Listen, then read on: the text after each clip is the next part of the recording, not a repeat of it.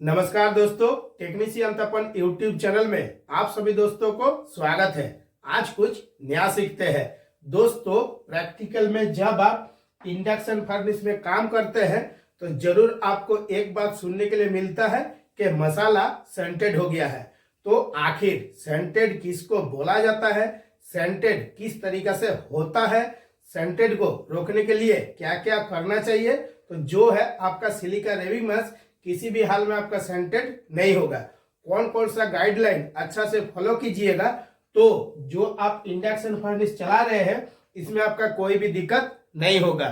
Video को जब तक आप अच्छा से देखिएगा नहीं तब तक हर एक पॉइंट आपको समझ में आएगा नहीं। प्रैक्टिकल में जब आप काम करते हैं इंडक्शन फर्नेस में तो सेम टू सेम यहाँ पे जिस तरीका से डायग्राम बना हुआ है यही आपको देखने के लिए मिलता है कि एक आपका फर्मा रहता है, फर्मा के अंदर में लिक्विड मेटल रहता है और जो आपका फर्मा को अलाइनमेंट करने के बाद एक तो लाइनिंग किया जाता है, नहीं तो पाइचिंग किया जाता है, नहीं तो आपका साइड लाइनिंग किया जाता है। वो किससे होता है ना, सिलिका रेविंग मास से होता है।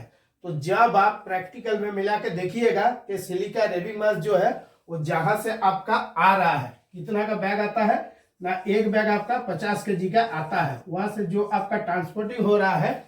और ज्यादातर जो आपका सिलिका रेविंग मास है ये सेंटेड कब होता है, बरसात के मौसम में होता है। जो जहां से आपका आ रहा है तो एक क्या होता है, ट्रांसपोर्टिंग होता है। तो बरसात के मौसम में क्या होता है, चारों तरफ आपका बारिश होता रहता है। तो इसमें से कुछ परसेंट मॉइस्चर जो है वो सिलिका रेविंग मास में पकड़ लेता है। गाड़ी में आते आते कहाँ तक आते आते ना, जो कंपनी में आके आपका ट्रांसपोर्टिंग वाला भेजा है। इसके बाद जो आपका सिलिका रेविंग मास है, जो कंपनी में आप काम कर रहे हैं, ज्यादातर देखिएगा गोडाउन में रखा जाता है कि जहां पे आपका गर्म जगह हो। तो गर्म जगह में रखने का मतलब है कि जो आपका सिलिका रेविंग मास है इसमें थोड़ा थोड़ा जो मॉइस्चर पकड़ लिया है ये भी आपका निकल जाए और कुछ भी परसेंटेज इसमें ना रहे। पहले क्या होता था, जो आपका सिलिका रेविंग मास था इसमें बोरिक एसिड मिला कर आपको लाइनिंग या पैचिंग करना पड़ता था या साइड लाइनिंग। तो अभी के डेट में क्या है, जो आपका 50 kg का बैग आता है इसमें बोरिक एसिड मिला हुआ रहता है। तो आखिर एक जो आप रनिंग में फर्नेस चला रहे हैं तो अगर सिलिका रेविंग मास जो है वो सेंटेड होता कैसे है, तो जिस टाइम आपका लाइनिंग किया जाता है या पैचिंग किया जाता है या साइड लाइनिंग किया जाता है उस टाइम ज्यादातर आपको किसके ऊपर ध्यान रखना है कि जो हम सिलिका रेविंग मास से पैचिंग लाइनिंग या आपका साइड लाइनिंग करेंगे तो मसाला को थोड़ा सा गर्म कर लेंगे। जब आप थोड़ा सा गर्म कर लेते हैं अच्छा से, इसके बाद जब आप लाइनिंग पैचिंग या साइड लाइनिंग करते हैं तो देखिएगा जो आपका एक नंबर हीट होता है धीरे धीरे आपको पावर देना पड़ता है, क्योंकि आप अच्छा से गर्म करने के बाद भी जो आप लाइनिंग या पैचिंग कर रहे हैं इस पे भी थोड़ा बहुत परसेंटेज मॉइस्चर जो है रह जाता है। तो इसीलिए धीरे धीरे जब आप पावर देते हैं तो जो आपका सिलिका रेविंग मास से मॉइस्चर का मात्रा है वो धीरे धीरे निकल के खत्म हो जाता है। और अगर आप बहुत जल्दबाजी में पावर लगा देते हैं तो क्या होता है, मॉइस्चर ठीक तरीका से निकल नहीं पाता है। अब ज्यादातर आपको प्रैक्टिकल में क्या देखने के लिए मिलेगा ना, जो आपका इंडक्शन फर्नेस है इसमें जो आपका बॉटम है, बॉटम में ही ज्यादातर आपको सेंटेड देखने के लिए मिलता है। वो किस तरीका से ना, ऊपर से लेके बॉटम तक जितना दूर है पूरा आपका सिलिका रेविंग मास से भर दिया जाता है। तो जब आप फर्नेस को चलाते हैं तो जो इससे मॉइस्चर निकलता है, मॉइस्चर कभी भी ऊपर तरफ नहीं जाएगा, जब भी निकलेगा तो सीधा नीचे तरफ निकलेगा। यानी कि कभी भी अगर आपका मसाला सेंटेड होगा तो आपका बॉटम में ही होगा, क्योंकि यहाँ से जितना भी आपका मॉइस्चर निकलेगा वो सीधा किस में आएगा ना, बॉटम में आएगा। प्रैक्टिकल में आपको क्या देखने के लिए मिलेगा ना, जो आपका कॉपर का कॉइल है देखिएगा आपको पूरा भीग जाता है, यानी कि ऑक्टोपस बसवास के पास आप देख रहे हैं या कोई अदर साइड में आप देख रहे हैं। इसीलिए क्या किया जाता है प्रैक्टिकल में, जब आप सेंटरिंग हीट चलाते हैं तो उस टाइम एक फैन, स्टैंड फैन का उपयोग किया जाता है कि जो भी थोड़ा बहुत मॉइस्चर निकल रहा है ये पूरा सूख जाए। सूखने के लिए उपयोग किया जाता है जो आपका स्टैंड फैन है। तो जो आपका सिलिका रेविंग मास से मॉइस्चर निकल रहा है सीधा आपका किस में आ रहा है ना, बॉटम में आ रहा है। बॉटम में आने के बाद क्या होगा, अगर ठीक तरीके से सूख नहीं पाएगा तो इस जगह में धीरे धीरे आपका मसाला को खराब करेगा कि उसमें जो आपका मॉइस्चर का परसेंटेज रह गया है, अब ये जो सिलिका रेबिंग मास है ठीक बॉटम में इस जगह में इसको क्या करेगा, धीरे धीरे ये पावर में जो चल रहा है इस जगह में इसको काला होने लगेगा। यानी कि जो आपका सिलिका रेबिंग मास है ये आपका जलना स्टार्ट हो जाएगा, क्योंकि एक तो आपका मसाला भिगा हुआ है, ऊपर से ये जो आपका फर्नेस चल रहा है यहाँ पे आपका लिक्विड मेटल है हमेशा गर्म हो रहा है। गर्म होते तो बॉटम में आपको सभी को मालूम है कि टेम्परेचर ज्यादा होता है, तो जब आपका टेम्परेचर ज्यादा होगा तो यहाँ पे जो सूखा मसाला था उसमें पानी का भी कुछ परसेंटेज था, तो धीरे धीरे क्या होगा, जो आपका सिलिका रेबिंग मास है वो काला होना स्टार्ट होगा। जब आपका काला हो जाएगा, काला होते होते एक एरिया बना लेगा और पत्थर जैसा हार्ड हो जाएगा।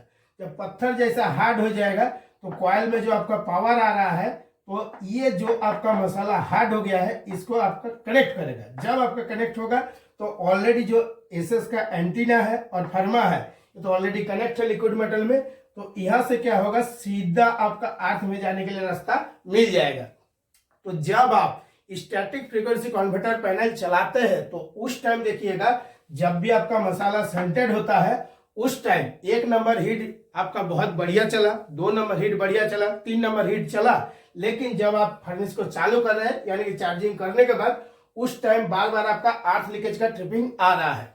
10 मिनट आपका ट्रिपिंग आने के बाद ऑटोमेटिक ट्रिपिंग खत्म हो जाता है और कंटिन्यू फर्नेस जो है वो आपका रनिंग चलने लगता है। आपको लगता है कि फर्नेस में दूसरा कोई फॉल्ट था, तो अगर दूसरा मसाला सेंटेड का फॉल्ट रहता तो अभी क्यों नहीं ट्रिप हो रहा है। तो उस टाइम क्या होता है कि जब आपका इसमें परसेंटेज का मात्रा ज्यादा हो गया है, इसीलिए क्या हो रहा है, ये जो आपका कॉइल के साथ जो आपका सेंसिटिविटी है ये इसके साथ कांच होके काम कर रहा है। तो जब भी आपका ज्यादा एक होता है परसेंटेज, यानी कि आप फॉर एग्जाम्पल शुरू में जो जब आप फर्स्ट टाइम चालू कर रहे थे तो 2% कनेक्ट हो रहा था, अभी क्या हो रहा है, जब आपका परसेंटेज बढ़ गया यानी कि अभी 4% हो गया, अभी 4% जैसे ही होगा तुरंत क्या होगा ना, अर्थ लीकेज में आपका बार बार ट्रिप होने लगेगा। जब आपका फर्नेस रनिंग हो गया है उस टाइम यहाँ पे जो आपका मसाला सेंटेड हो रहा था यानी कि काला हो रहा था, काला होने के बाद भी ठीक कॉइल के आसपास में ठीक से कनेक्ट नहीं हो पा रहा है, तो उस टाइम माना जाता है कि हाँ 2% के आसपास था, लेकिन अभी जो रनिंग फर्नेस चल रहा है तो मसाला भी आपका पूरी तरीके से गर्म हो गया है और इसको ट्रिपिंग नहीं करा पा रहा है। इसीलिए जब भी देखिएगा मसाला सेंटेड होता है, फर्स्ट टाइम जब आप चार्जिंग कीजिएगा उसी टाइम आपका बार बार अर्थ लीकेज में ट्रिपिंग होगा, और अर्थ लीकेज में जैसे ट्रिप होगा उस टाइम आपको क्या लगने लगेगा कि फर्नेस में आपका कुछ भी फॉल्ट नहीं है, क्योंकि मसाला जब भी सेंटेड होता है तो बाहर से आपको कुछ भी नहीं दिखेगा। जब तक आप फर्नेस को खड़ा करके जो आपका सिलिका रेबिंग मास है, चाहे आप पैचिंग करवाए या लाइनिंग करवाए या साइड लाइनिंग करवाए हैं, इसको जब तोड़िएगा तो बॉटम में आपको किस टाइप से देखने के लिए मिलेगा, हार्ड जैसा पत्थर जैसा काला काला देखने के लिए मिलेगा। तो ये जो आपका सिलिका रेबिंग मास है, जब देखिएगा मसाला सेंटेड नहीं होता है तो कभी भी आपको काला देखने के लिए नहीं मिलेगा। तो जो आपका काला होके जल जाता है वही आपका कॉइल का सेंसिटिविटी के साथ क्या होता है, कनेक्ट होने के बाद अर्थ लीकेज में बार बार ट्रिप कराता है। तो कभी इसका परसेंटेज कम भी हो सकता है, कभी आपका ज्यादा भी हो सकता है। और प्रैक्टिकल में जब आप देखिएगा तो मैं जिस तरीके से समझाया हूं सेम टू सेम यही आपको देखने के लिए मिलेगा।